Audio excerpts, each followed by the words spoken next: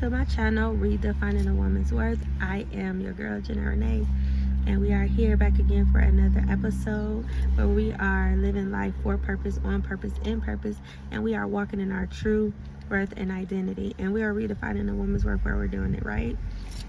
And so y'all gonna have to forgive me because I'm a little emotional right now. But I want to talk about it because I feel like because we are redefining our worth, and as we do that, we have to heal. And the reality is that sometimes we get stuck in a place of traumatized, right? Trauma has just rewired how you view yourself, how you respond. It causes you to have up these walls, right? And you just feel like, now I just want to stay in a place of protecting myself. I just got to keep myself protected. I just got to keep myself safe, right? And so, as a woman of God, we have to trust that God is going to keep us safe, right? And as long as we are seeking God, as long as we are listening, we are being obedient to what He is telling us to do, we can be assured that we are safe, okay? Because the Bible says that the righteous run to God and are safe, right? So He is a safe place. We can be vulnerable with Him. When this is how you know, here's a sign that you don't feel safe with a person, even with God, is when you cannot be vulnerable. When you are not willing to put yourself out there, when you're not willing to be honest, when you're not willing to take all of that protective walls and things down and let somebody actually come in.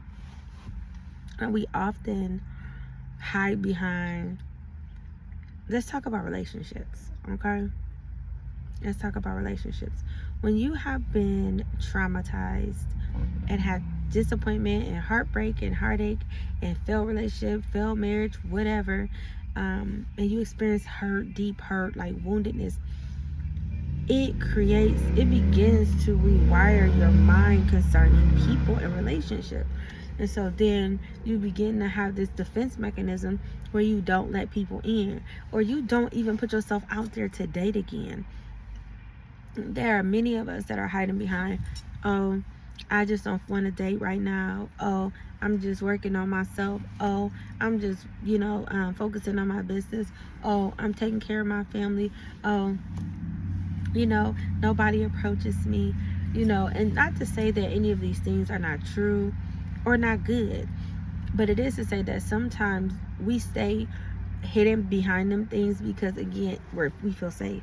Because the truth is, I'm sorry, y'all, it's like a hair right in my eye or something, and I can see it. I don't know. The truth is, if I don't ever date anyone, I won't get hurt. The truth is, if I don't ever let someone get close to me and we have this intimacy, I can't be disappointed. I can't be hurt, right? If I don't put myself out there, right? If I don't be vulnerable, I can't get rejected. Because what happens is, when you have been rejected from your past relationships, even from childhood, everything is now perceived as rejection. And sometimes it ain't rejection. Like, it's okay if you like somebody and they just don't like you back, and it ain't because you're not beautiful. It ain't because they don't think that you're amazing. It's just because maybe they just are not attracted to you in that romantic kind of way. That's not rejection. That is just saying, I don't feel the same. It's not rejection if you don't get the job. It's not rejection if you're not, asked to be in the friend group. It's not rejection if you're not asked to go to the event. Sometimes people just, it slips their mind, right? Sometimes people, are in this place of being healed themselves. Sometimes, a person just wants to be having a friendship with you and don't want to, overstep those boundaries and being romantic. But when you are coming from a place of being rejected, everything is rejection to you. And everything looks and feels like I'm being rejected, which then reiterates that thought that you already have, like, all I'm gonna just be rejected anyway, so that's why I'm not even gonna try. That's why I'm not gonna put myself out there. That's why I'm not gonna be honest, right? That's why I'm not gonna tell that person how I feel. And when you start to heal, because that's a hard place to be in, because I've been in that place for a very, very long time. And sometimes you're in that place and you don't even know. Like, you really don't think that you're hiding. You really don't think that you're trying to protect yourself or trying to keep yourself safe by having these walls up. Sometimes it's so subconscious. You're just doing it, or you just been doing it for a long time. And so you don't look at it as, I'm really afraid to be rejected. I'm really afraid to feel that hurt again, that stab again. I'm really afraid to, feel abandoned again. I'm really afraid to feel, like I'm not good enough again, right? And so the thing about it is, you have to begin to look at your motive, like, why? So if you're like, I'm not dating right now, I just don't want to date, why? If it's because you healed and you whole and you have worked through all your issues that you might have had from experiences in the past, and you're like, I just want to focus on me, I just want to get me together, there ain't nothing wrong with this. If that's your real motive, have at it. If you really just want to be focused on your business because you feel like this is what you're supposed to do, this is what the Lord has told you to focus on, this is where all your energy needs to go, have at it. But if you're doing these things to avoid doing something else, like, oh, I'm not going nowhere, because I had a client yesterday, a friend of mine, right? And she's like a sister. And so, we was just talking, having a general conversation about what she was gonna do or something. I might have asked her something like what she was gonna do after she got her hair done, where she gonna go, and she mentioned something, and she said, oh no, I'm just about to do, X, Y, and Z. And I'm like, oh, that's it? And I'm like, so, because I know her personally, I'm like, so when are you gonna ever, like, just get out? You know what I mean? Like, just go and, get with your friends, y'all go hang out, go have lunch, go to the movies, I don't know, go to an event, something. Like, when are you gonna do that? Because this is a person that I know desires to be married. And my thing is, but they also desire community, right?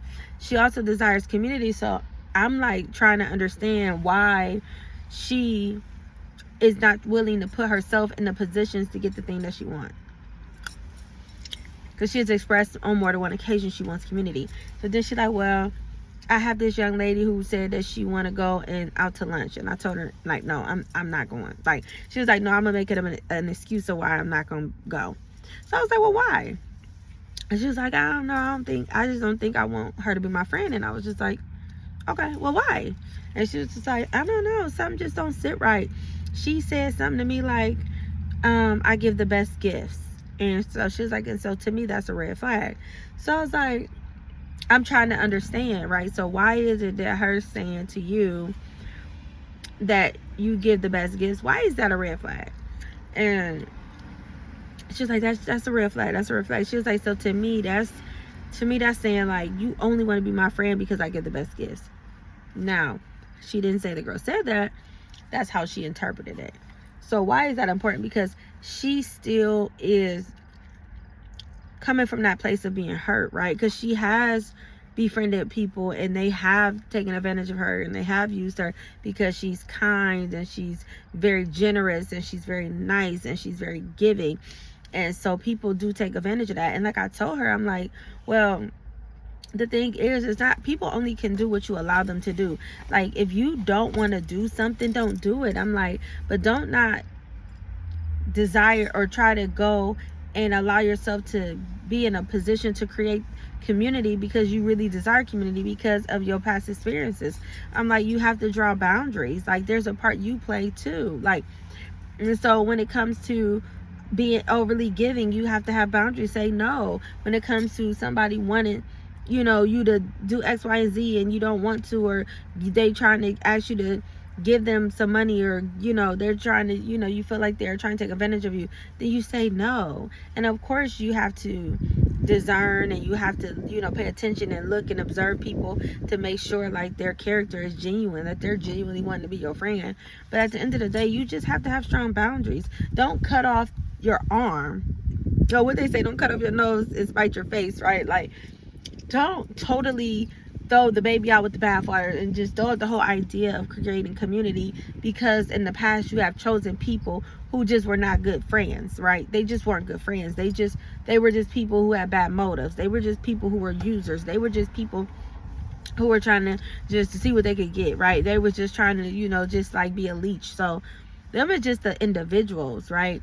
And if you have a pattern that these are the same, you keep meeting these kind of people, then that's not a them problem, that's a you problem. Like, then that goes to show, what are you choosing? What are you drawing to? What are you attracting?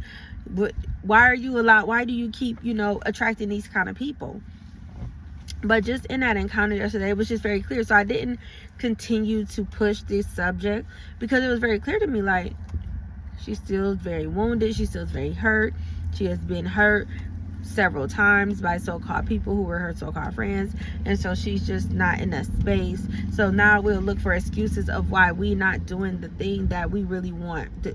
Like, doing the things we need to do to get what we really want, right?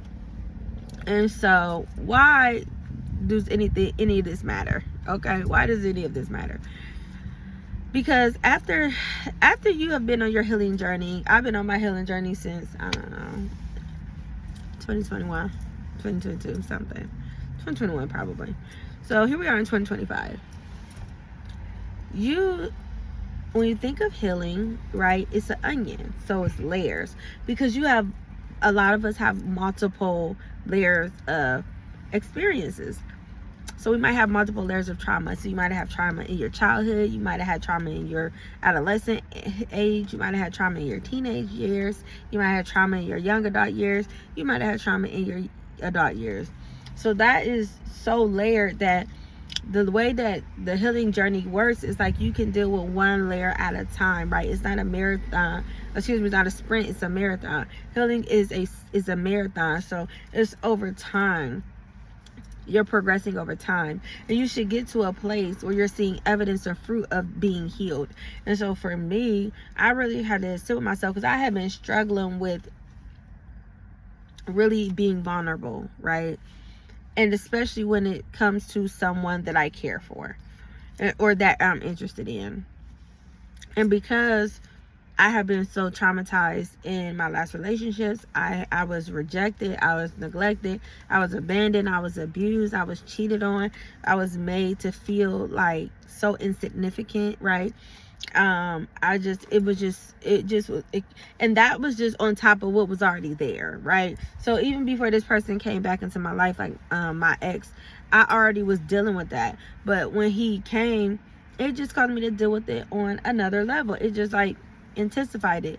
So once I finally break things off with him and have to go on a journey, I'm so layered of just different woundedness and just different voids and just different traumas and just different experiences and rejection here and abandonment there and disappointment over there and abuse over here, sexual abuse over there. Like, so it's just so I'm so multi-layered in the trauma to my soul that no, God is not doing everything all at once. It's a process.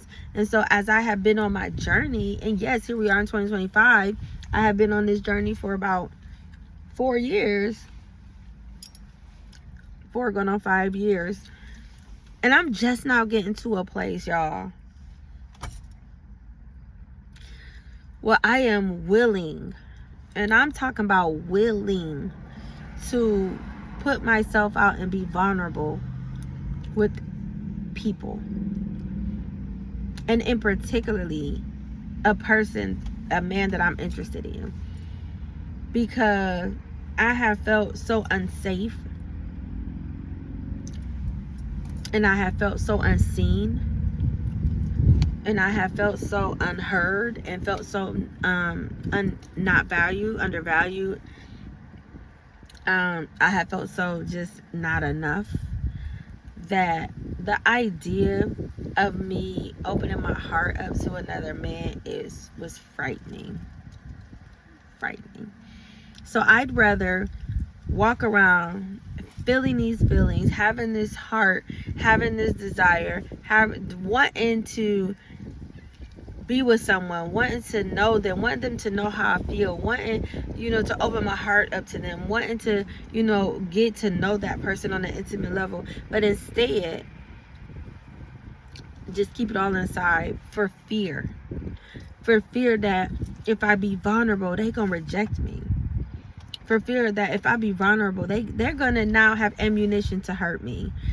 If I be vulnerable, they gonna do something that is gonna cause more trauma, right? They're gonna abandon me. It's just negative, because you're thinking or you're processing everything out of rejection. And so I wouldn't say nothing. And so I've tried to give little clues over the years just to gauge and see, because what I wanted it to be how I envisioned it in my mind. I wanted this person to come tell me first so I could feel safe to then tell them back.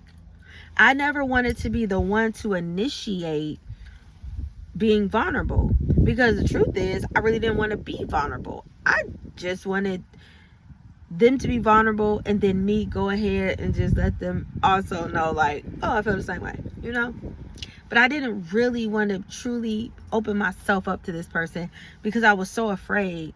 And that person has not done anything to cause me to think that they will deliberately hurt me or anything. But it's just a sheer fact that I have been so mishandled, and I have been so let down, and I have been so traumatized that I wasn't even willing to give it a chance. And so I'm saying this to say, because some of you, even talking to myself, and this don't even have to just apply with a romantic relationship. Maybe it's a friendship, maybe it's a partnership, maybe it's a position, a job, maybe it's just something else. But you're possibly missing out on a amazing God opportunity because you won't allow God to heal you, or you won't allow yourself to be healed enough so you can be vulnerable. Because sometimes you gonna have to be the one to step out on faith. Sometimes you might work at the company and they just may not just come to you and offer you the position. They may know you're qualified, they may know you're there, but they may even know you're interested, but they may not be the one who make the first move. Sometimes you have to be willing, and when you get to that place of being healed, you understand the difference between rejection and no. Like, no don't always mean rejection. No is a sentence by itself, but it could be no because God has something better. It could be no because that just ain't for you. It could be no because it ain't supposed to be. It could be no because this ain't the right time.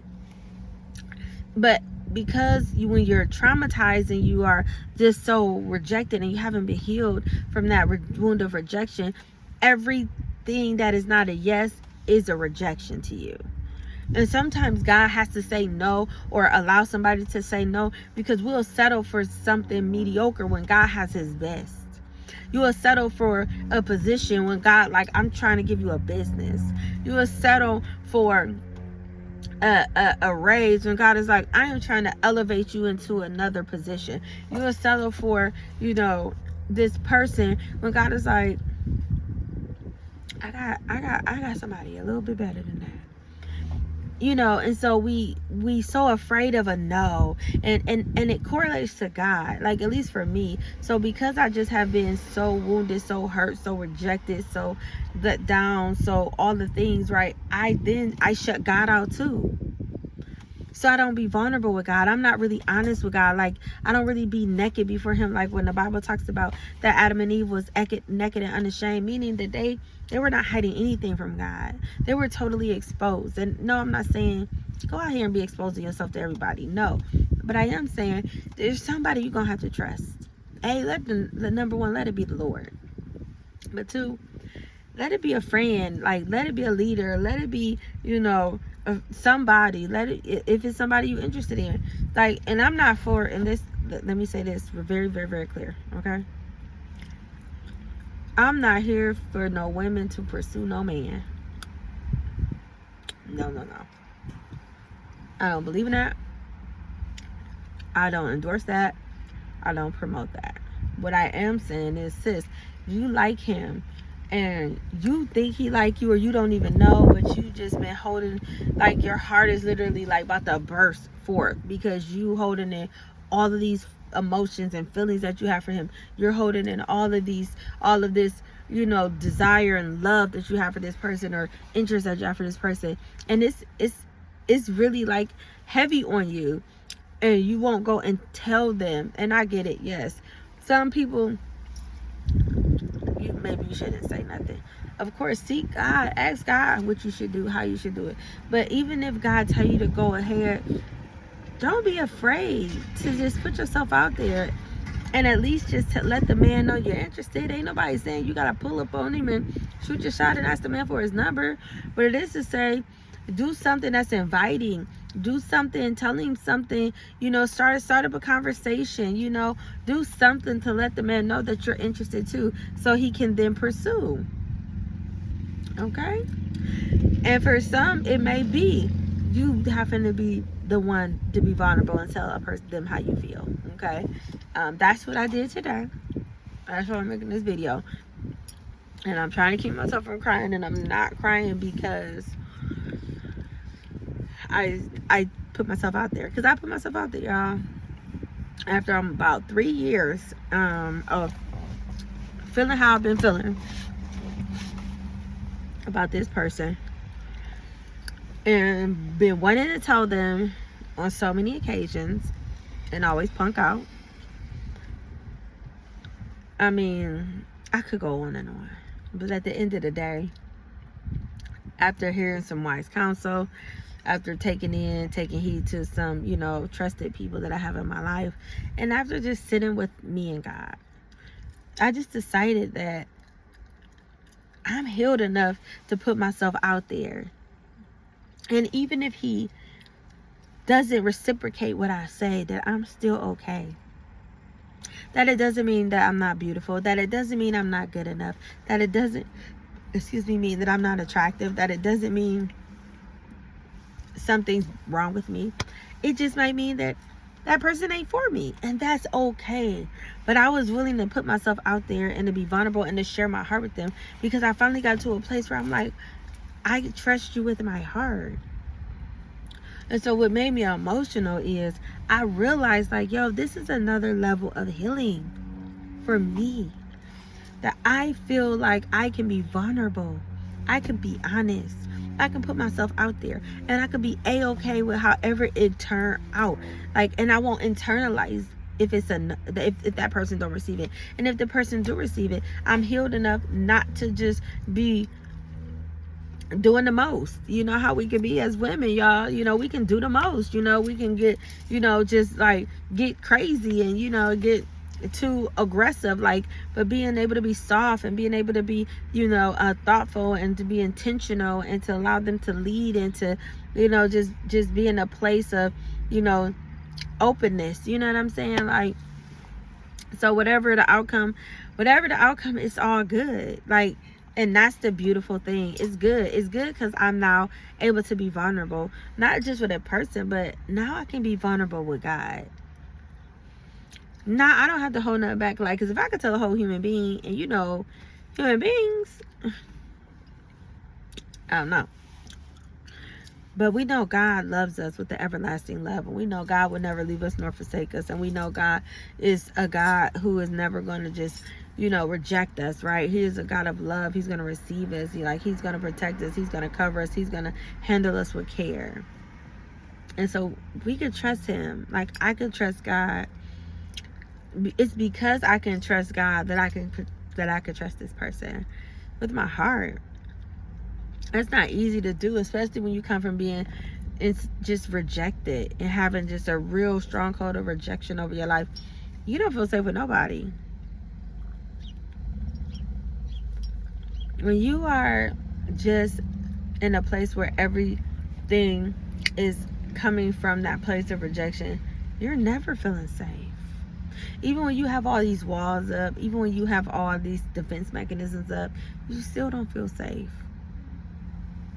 Because you really are being controlled by this stronghold of rejection. And God, he wants you to be healed from that. He wants you to be healed from that today. And I'm excited and emotional too. Like, yo, I just did something, y'all. I did something real big. I didn't just pour my whole heart out. I mean, poured it out. Didn't hold nothing back. Didn't try to tiptoe around it. Be super cautious with my words to where it's very ambiguous. I was straight to the point. I was straight up. Very, very honest, very candid, very vulnerable. And I'm okay with that. And I'm also okay with however God allowed it to be. I'm okay with that too. And I'm also okay with being vulnerable with God. And I'm learning that I don't have to live or try to live in a bubble. That I don't have to try to, be very, like guarded all the time, right? That I can really just love and be loved, okay? That I can be honest, that I can vocalize. And again, you do all things in wisdom. But I could be honest with how I feel. That's been one of my biggest struggles, is being honest about how I feel, good or bad. Whether I have some good feelings, I have some not so good feelings, but just being able to vocalize, right? One of the things the enemy tried to do from me at a very young age is he tried to steal my voice. He tried to steal my voice. He tried to bombard me with silence because I spoke out when something happened to me and I wasn't believed. Because when I was, crying out for help, no one paid attention. No one saw me. When I verbalized and trying to protect myself or advocate for myself, it wasn't honored. It wasn't respected. So over time, that caused me not to speak no more, not to say nothing no more, not to verbalize no more, not to be honest no more, not to put myself out there no more, not to, right? And because you don't know how much power you have in your voice, man. Your voice. There's so many of y'all that we need your voice. We need to hear you. We need to hear you speak. We need your testimony. We need your song. We need your word, your preaching, your teaching, your poem, whatever, your book, whatever. We need it. We need your screenplay, right? We need it. But because you won't open your mouth, because you're so afraid of being rejected, you're so afraid of people judging or whatever it is, that you won't open your mouth. So I just came on here to say I did a thing, y'all. I have healed on another level. I have put myself out there and I've been super vulnerable, and y'all, I wish I could really get y'all to understand how vulnerable I just made myself. How I really put myself out there. And I'm talking about to the point where if I'm not healed enough, and depending on how the person responds, it would create a lot of damage. It would create a lot of damage. But because I'm in a new place, I'm like, it's all good. Because I got to do what I got to release. This thing that I've been holding inside for all this time, I've got to let it go. Like, I've dreamed of this day. Like, I've fantasized of this day, of telling this person, right? I always be like, Lord, I just want to just tell them how I feel. I just want to just tell them how I feel. And I would never do it, because then in the same breath, I'm like, if they just say something to me, if they just tell me how they feel first, then I can feel safe. Then I can feel confident. Then I'll say it. And sometimes the Lord is like, no, you got to be the one. A pastor told me that the other day, and I did not want to receive it, y'all. I did not. She was like, well, he might be afraid too. Men have fear too. Men be just afraid of rejection as us. So maybe you got to, just be the one to just say something. And I'm like, no. But what if I didn't? What if I said it? Because I sent a text. I wanted to say it in person, but I just did not have the courage, y'all. I'm be honest. I just didn't have the courage. Like, and number one, I never had to do that. I've never had to like be the one to take the first step with a man. Right, not pursue. Like, but I'm used to men approaching me first. I'm used to men, you know, I'm out and about, they see me, they pull up like, hey, how are you? What's your name? Whatever. So this was new for me. So I kept being like, no, I don't want to do that. I've never had to do that before. And my brother made a good point. And I'm talking to my sisters because if you like me, and you came from the world, and when you was in the world, you was dating them thugs, okay? Them thugs. You like them thugs. You like them out here in these streets, drug dealers, getting money, killers, whatever. Like, we ain't gonna pretend that we ain't who we wasn't who we was. But when you you just used to dealing with a certain type of man, you know what I'm saying? A man who really, you know, he ain't a man of God, or he ain't really polished. He just come like, yeah, what's up?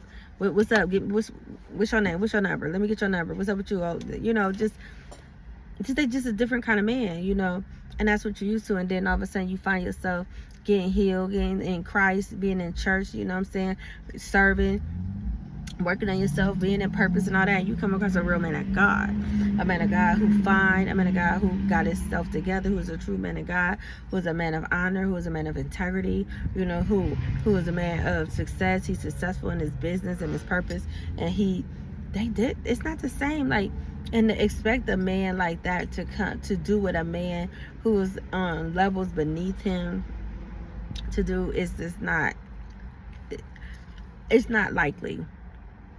And my brother had to say that to me, and in a different way, but that's basically what he said. He's like, sis, you used to these other dudes. Like, he's a different caliber of dude. He's a different kind of dude. So you can't expect him to do this or that, or you can expect it to be like this or that, because he not that. And I'm like, okay, you're right. So I want to talk to my sisters, because you might be in a space where you've been praying for a certain type of man. The Lord has been showing you. You have been honest with God what you want. You finally got clear. You finally know like what it is you feel like you need in a man, you know, and you know you have these things that you desire. And you might have come across that kind of man, and you're like, but Lord, he ain't doing this, he ain't doing that. I would say just keep going to the Lord and asking him to show you this person, show you their character and their heart, and just show you how to communicate with them and engage with them, because again, they're of a different level. Like, their expectation is probably different as well, and you don't want to miss out on your blessing because you think it's supposed to look like this certain way because you used to guys talking to you and pulling up on you like a certain way. You might miss your blessing. You might miss the thing you've been praying for, because you're wanting things to be how they was in the past. You want things to be how they was last time, but this is a new day. The Lord said he's doing a new thing. So in this new things, all things are become new, because old things have passed away. So how them dudes used to pull up on you has passed away. The kind of dudes that you used to talk to that you knew was no good, the bad boy. As women, we're attracted a lot of times to the bad boy. I know I was. That has passed away, and all things have become new. So you knew, but allow God to lead you in this new space. And if God says, he ain't gonna tell you to pursue no man, but if he says, put yourself out there and be vulnerable, be honest, tell this person how you feel, let this, you know, start a conversation, show interest, do it. Again, God ain't gonna tell you to go and ask the man for his number. He ain't gonna tell you to pursue no man, but he may tell you to step out on faith, okay? And if God tell you to step out on faith, trust him. He got you. You're safe. Sis, you're safe. You're safe. He's never gonna leave you nor forsake you. He's not going to just bring you all the way this far to fail you. He who has promised is faithful. And it is unto him who can keep you from falling. You might feel like you're falling, but he'll catch you. Okay? So, I hope this makes sense. I hope it blessed you. It has blessed me, because I believe I'm in a new space. I believe I'm at a new level of healing, and that's exciting for me. Because I have been living in fear of rejection, fear of not, you know, being received, fear of not being liked, fear of, you know, the feelings of not being mutual, fear of, you know, looking foolish, fear. I've been in fear, and so I have not been operating in faith, and I have been staying in a place of bondage. And so today, I am free, and those that the Son set free are free indeed. So I just wanted to share it with you guys. Hopefully it helps someone, because again, that's the whole thing. We are healing, and in healing we are seeing evidence of being healed, right? How else do you know you healed? You know you healed, you know you really forgiven that person when that person who has done the worst of the worst, you feel like, to you, come around, and you can truly speak to them, and you can truly, you know, love on them. You can truly pray for them and mean it, okay? And you're like, whoa, I must really be really healed.